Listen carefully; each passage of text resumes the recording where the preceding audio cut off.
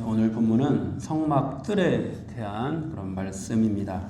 성막뜰을 만들었다는 것은 성막을 이제 텐트로 세우고 주변에 울타리를 쳐서 그 안에 사람이나 다른 짐승들이 함부로 출입을 하지 못하도록 했다라는 것을 의미합니다.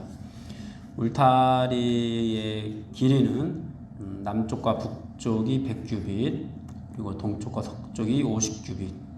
오늘날 우리 치수로 얘기를 하면은 남쪽과 북쪽이 약 45m, 동쪽과 서쪽이 약 12.5m 이렇게 되겠습니다. 22.5m요. 울타리를 친 성막의 넓이가 이제 약 41평 가량 되었습니다. 이 성막의 울타리는 이제 사방에 기둥을 세우고 또 세마포로 그것을 대서 천을 대서 막을 세운 거죠. 그리고 이제 동쪽에는 문을 만들어 놓았습니다. 이렇게 이제 성막 주변에 울타리를 세운 것, 그리고 이제 문을 만든 것, 이것이 어떤 의미가 있는지 오늘 살펴보도록 하겠는데요. 원래 성막의 의미는 하나님께서 이스라엘 백성들과 함께 한다라는 그런 뜻이었습니다. 성막은 영광스러운 하나님께서 거하시기에 굉장히 작고 초라한 그런 것이었지만, 하나님께서는 스스로 낮아지셔가지고 성막 안에 거하시고 그렇게 해서 이스라엘 백성들과 함께 하겠다 이렇게 말씀을 해 주셨습니다. 그런데 그 성막 주위로 울타리를 쳐서 성막의 뜰을 만들어 놓은 것이죠. 울타리를 쳤다는 것은 사람들이 함부로 이 성막으로 다가오지 못하도록 하기 위함입니다. 하나님께서 이스라엘 백성들과 함께 하시기를 원하시지만 또 동시에 아무나 함부로 다가갈 수 없는 그런 분이라는 그런 뜻이 되겠습니다. 이 성막의 울타리를 세마포로 포장을 했다라고 이렇게 말씀을 하고 있는데요.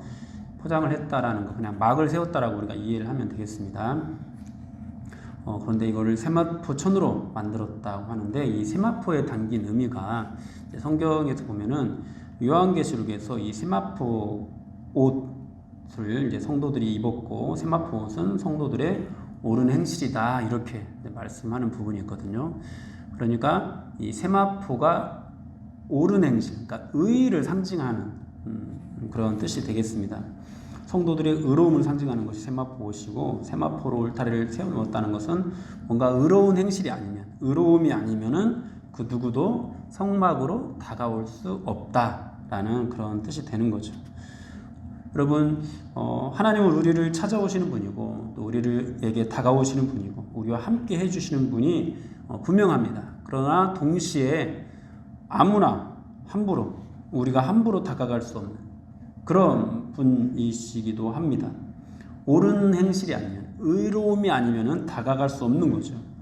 그러나 과연 인간들 중에 자신의 옳은 행실로 하나님 앞에서 의롭다고 할 수 있는 그런 사람이 누가 있을까요? 결국 성막의 울타리를 쳐서 뜰을 만들어 놓으셨다라는 것은 아무나 함부로 다가오지 마라, 그런 의미가 되는 것입니다. 그렇습니다. 여러분, 우리는요, 누구도 하나님께 함부로 다가갈 수 없는 그런 존재들입니다. 우리가 입고 있는 행실의 옷으로는 우리를 의롭게 포장할 수가 없습니다. 우리가 생각할 때는 충분히 의롭다 이렇게 여길 수도 있겠지만은 사람의 기준과 하나님의 기준은 완전히 다르죠. 인간들이 아무리 의롭다고 해도 하나님께서 보실 때 하나님의 기준으로는 모두가 죄인일 뿐입니다. 그래서 누군가 함부로 담을 넘어서 하나님께 다가가려고 한다면은 그 사람은 생명을 얻지 못하고 오히려 사망에 이르게 될 것입니다. 그렇다면은 하나님께서 함부로 다가오지 못하도록 하셨는데 과연 다가갈 수 있는 길은 없는 것인가? 그렇지는 않습니다. 하나님께서 성막의 동쪽에 문을 만들어 놓으시고 그곳을 통해서 사람들이 하나님께로 다가올 수 있도록, 성막으로 올 수 있도록 그렇게 해 주기 때문입니다. 성막의 문은 휘장으로 만들었습니다. 다른 면의 그 천은 세마포, 흰색 세마포로 막을 쳐서 울타리를 만들었다면은 동쪽에 있는 이제 문이 있는 부분은 커튼처럼 이제 휘장을 내려서 만들었습니다.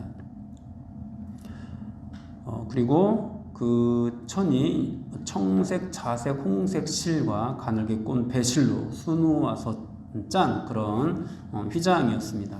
이 휘장은 성소와 지성소를 구분하는 휘장의 색깔과 같은 것이었습니다.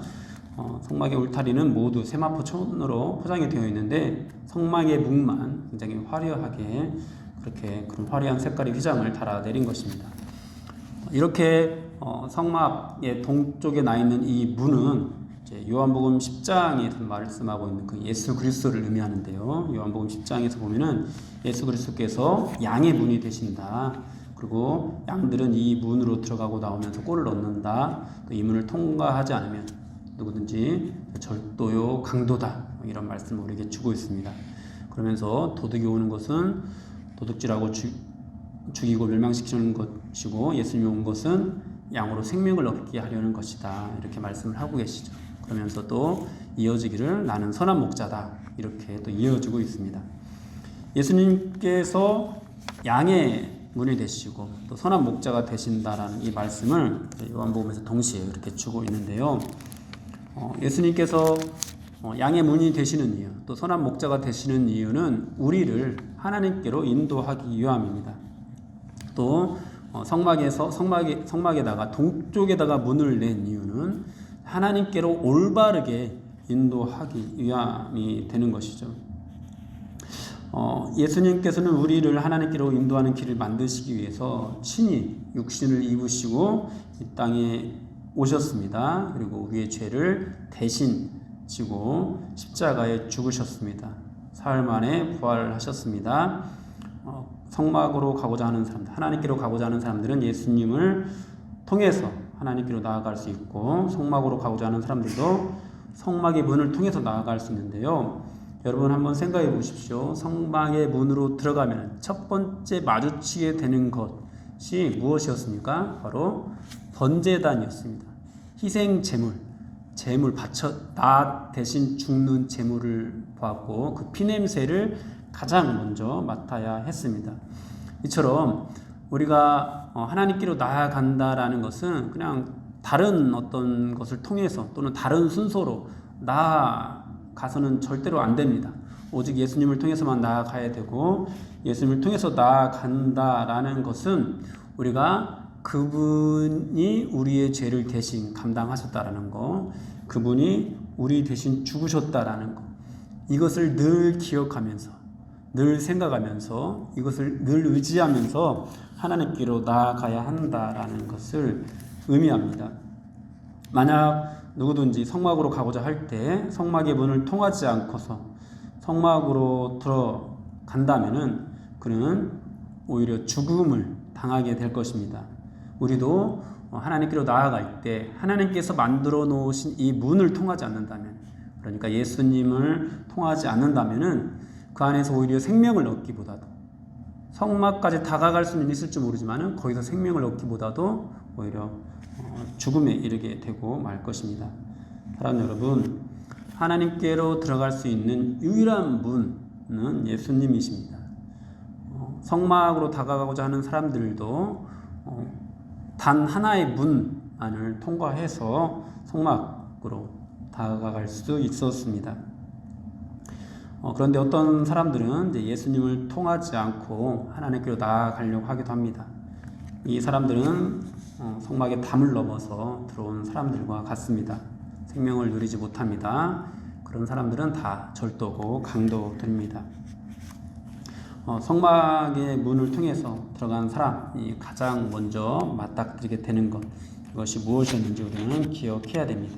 그래서 하나님께 나아갈 때마다 정말 예수님을 통해서 오늘도 나아간다면은 가장 먼저 우리가 생각해야 될 것이 무엇인지도 우리가 기억해야 되겠습니다.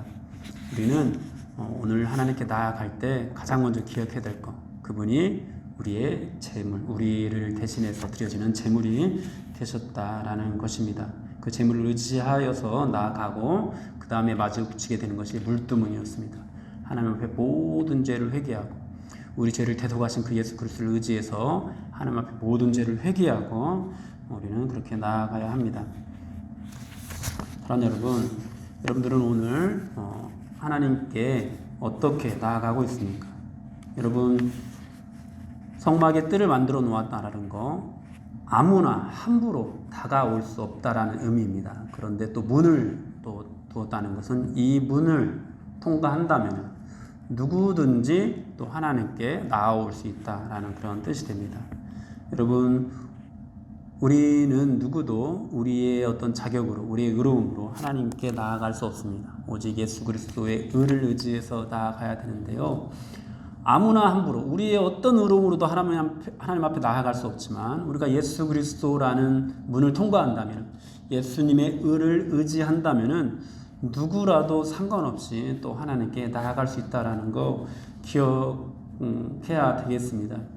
우리의 믿음이 좋고 나쁘고의 문제가 아닙니다. 우리를 의지하는 분이 예수님이라는 것이 정말로 중요합니다. 그러므로 여러분, 누구든지 예수님을 통과하기만 한다면은 성막에서 정말 하나님 앞에 제사를 드릴 수 있는 것처럼 하나님의 임재를 경험할 수 있다라는 것을 의미합니다. 그리고 하나님 앞에 나아갈 때마다 우리의 죄를 돌아보게 되고, 그래서 오늘 내가 하나님을 만날 수 있을까, 은혜를 경험할 수 있을까, 하나님이 내게 은혜를 주실까, 이런 생각들을 많이 하게 되는데, 여러분 걱정할 것이 없습니다. 우리가 올바르게 문을 통과하기만 했다면은, 우리가 예수님을 통과하기만 한다면은 여러분 누구라도 하나님의 임재를 경험할 수 있습니다. 오늘 우리가 또 주일 예배로 나아가게 될 것인데요.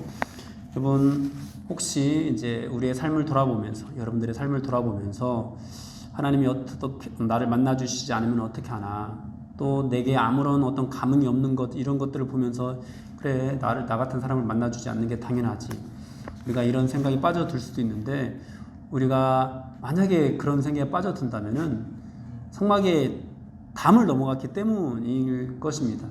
여러분 걱정하지 마십시오. 그냥 예수님을 믿고 예수님이라는 문을 통과하게만 하십시오. 여러분, 그렇다면은 하나님은 반드시 우리 모두에게 은혜를 베풀어 주실 것입니다. 우리 중에 누구라도 예수님을 의지하기만 한다면 하나님의 임재를 경험하는 그런 예배로 나아갈 수 있습니다. 여러분들이 어떤 죄를 지었든지, 또 누구든지 경건 생활에 성공을 했든지 실패를 했든지, 어떤 믿음의 삶을 살았든지 상관없이 하나님께서는 우리에게, 여러분들에게 임하실 것입니다. 예수님을 통과하십시오.